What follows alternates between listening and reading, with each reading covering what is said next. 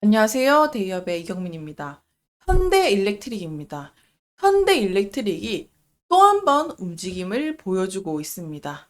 어떤 이유 때문인지 그리고 현상을 정확히 진단해 볼 필요가 있는데요. 앞으로 상승세를 이어가기 위해 무엇을 살펴봐야 하는지 정리해 드리도록 하겠습니다.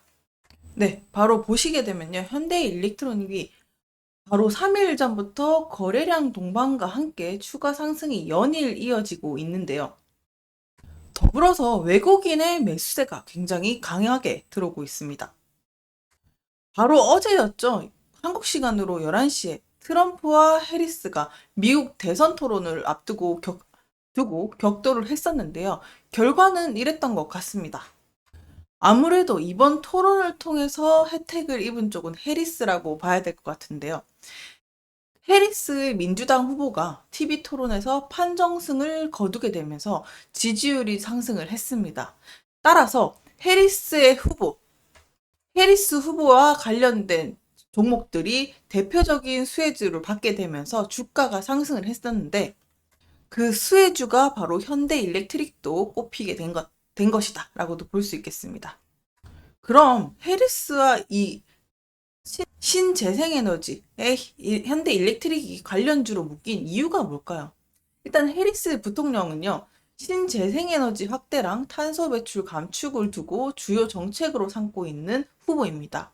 이것은 환경 보호와도 관련이 되어 있고 지속 가능한 에너지 시스템을 구축을 목표로 하고 있습니다. 따라서 이 해리스의 정책은 친환경과 직결되어 있고 맞닿아 있다라고도 볼 수 있겠는데요.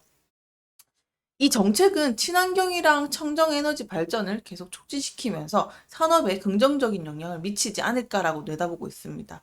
동시에 이 태양광이나 풍력, 에너지 저장 장치들이 기회를 받지 않을까라고도 내다보고 있는 건데요. 이것은 트럼프 전 대통령의 전통 에너지 증대와 규제 완화를 강조를 하면서 석유 천연 산업이랑 성장 지원을 하고 있는 트럼프와는 또 반대되는 정책이기도 하죠. 따라서 신재생이다 하면 해리스와 직결되는 코드다. 이렇게 정리를 할 수 있겠습니다. 그러면 국내로 조금 돌아와 보겠습니다.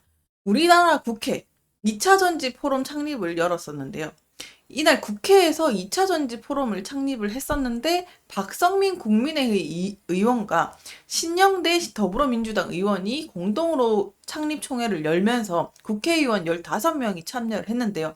여기서 이 연합이 한국의 2차 전지 산업의 경쟁력을 확보하고 지원 정책을 목표로 하는 주안점을 두게 된 겁니다. 그러니까 미국, 중국, 유럽연합, 일본 이런 주요 국가들과 경쟁이 대비해서 방안을 논의하는 자리였다가도 볼 수 있겠죠. 보시는 것처럼요, 현대일렉트릭은 정말 전기가 전부인 회사입니다.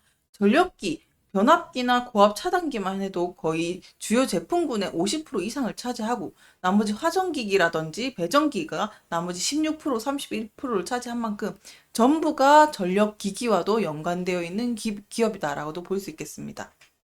더불어서 현대일렉트릭이 시장에서 꾸준히 수요가 되고 성장을 하려면 제일 필요한 게 무엇일까요? 바로 수요인데요. 2021년에 685조 원이던 배전 시장 규모가 2030년에는 1144조 원을 넘어설 것으로 예상을 하고 있습니다.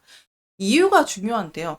바로 AI 데이터 센터 급증과 함께 기존 전력 설비가 노후화된 게 두 개의 골자인데요. 이어서 AI 센터의 영향도 분명히 존재합니다. 이 AI 센터는요, 일반 서버보다 최대 30배나 많은 전력을 소모를 하는데 이것 때문에 데이터 설립이랑 비용이 기존보다는 거의 71%까지 증가를 하면서 1,000억 원에 달한다고 합니다. 그러니까 수가 증가됨에 따라서 현재 100여 개의 AI 데이터 센터가 2030년에는 400개까지 증가할 것으로 예상을 하고 있고, 또 거기에다가 전력 설비 노후화도 뒷받침되고 있는 건데, 일단 노후화 현상을 조금 말씀을 드리게 되면, 1970년대, 80년대 설치된 전력 설비가 이제는 노후할 대로 노후해졌다라고도 보고 있고, 현재 가동 중인 전력 설비의 70%가 노후화가 진행이 된 단계입니다. 그래서 이 노후화된 설비를 대체하기 위해서 최신 전력 설비가 지금 수요가 급격하게 증가하고 있다라고도 볼 수 있겠죠. 그래서 간단하게 다시 한번 정리하게 되면요. 이 AI 데이터 센터의 증가와 또 기존 전력 설비의 노후화가 주요 이유이면서 거기에다가 탈탄소 정책과 신재생에너지도 수요가 증가를 하면서 가파르게 수요가 증가하고 있다. 이렇게 시장을 내다보시면 좋을 것 같습니다.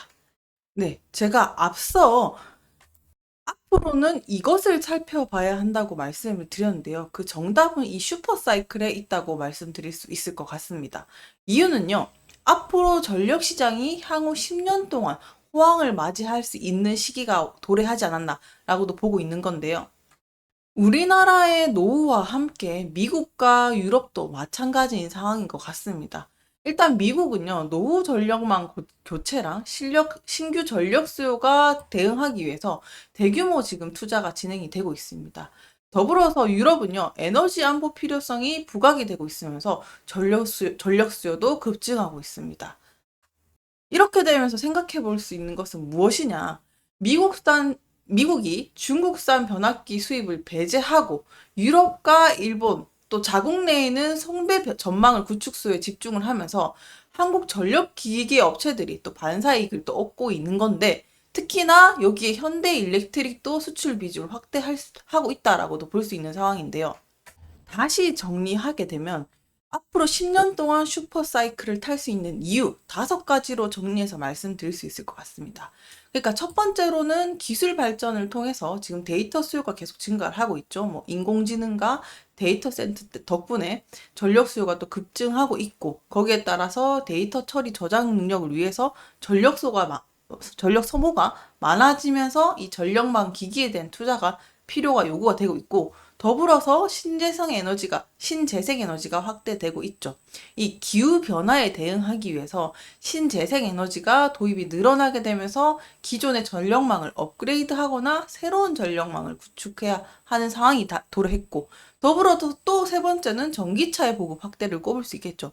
전기차의 보급이 늘어나게 되면서 충전 인프라 이런 것들이 늘어나게 되고 따라서 전력망 투자도 증가하고 있다. 그리고 네 번째는 미국과 유럽이 대규모 투자가 일어나고 있는데 미국 또한 우리나라처럼 노후 전력망을 교체하고 새로운 전력 수요에 대응하기 위해서 대규모 투자를 하고 있다는 점, 그리고 유럽 또한 에너지 안보 문제 때문에 전력망 강화에 나서고 있다는 점, 마지막으로 가장 중요한 정책과 규제.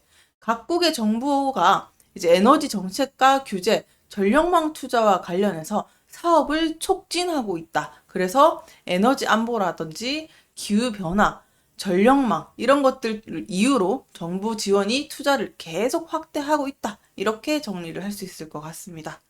마지막으로 현대일렉트릭의 최근 이슈입니다. 현대일렉트릭이 스웨덴 시장에 처음 진출을 하게 됐었죠. 그러니까 유럽 시장에서의 입지를 강화하게 되는 기회가 된 건데요. 스웨덴 시장에서 첫 수주를 받은 것. 스웨덴 전력회사와 662억 원 규모의 115kV를 초고압 변압기 5대에 대한 공급 계약을 체결했습니다. 이번 계약은요, 현대일렉트릭이 유럽 시장에서의 성과를 보여주는 뜻이기도 하고, 23년에 유럽 지역 연간 수주 금액이 3억 3천만 달러로 전년 대비 91%나 상승을 한 건데요. 최근에는 또 영국 전력회사 내셔널 그리드와 821억 원 규모의 전력 기기 공급에도 체결을 했었습니다. 이번에 스웨덴 시장의 진출은 현대일렉트릭이 유럽 시장에서 경쟁력을 인정받고 있음을 또 다시 한번 말해서 교두보를 확보한 상태다라고도 평가를 받고 있습니다. 그리고 이 유럽에 진출했던 것도 대단한데 이 스웨덴에 공급 체결을 한 거는 상당히 의미 있는 일인데요. 덧붙여서 말씀드리게 되면 스웨덴은 유럽에서 프랑스랑 함께 최대 전력 수출국 중 하나인데요. 2023년에 28.72테라와트시를 전력을 수출을 했고 유럽 내 전력 수출 1위를 차지했습니다. 그만큼 스웨덴은 전력 시장의 강국이라고도 볼 수 있겠습니다. 다시 한번 차트를 보겠습니다.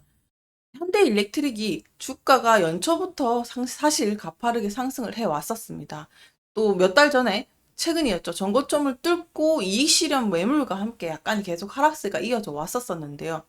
8월에는 이동평균선이 20일 선이 60일 선을 뚫고 살짝 내려앉은 상황이 벌어지기도 하고 있었는데, 이번에 미국 대선 토론과 함께 이제 향후에 미국 대선 토론이 해리스의 무게가 실릴수록 상승의 모멘텀은 다시 한번 작동될 수 있지 않을까라고도 생각을 하고요. 더불어서 11월까지는 대선 일정 이슈까지는 주가의 변동성이 또 주된 이유가 되어줄 것 같습니다. 네, 오늘도 시청해주셔서 감사합니다.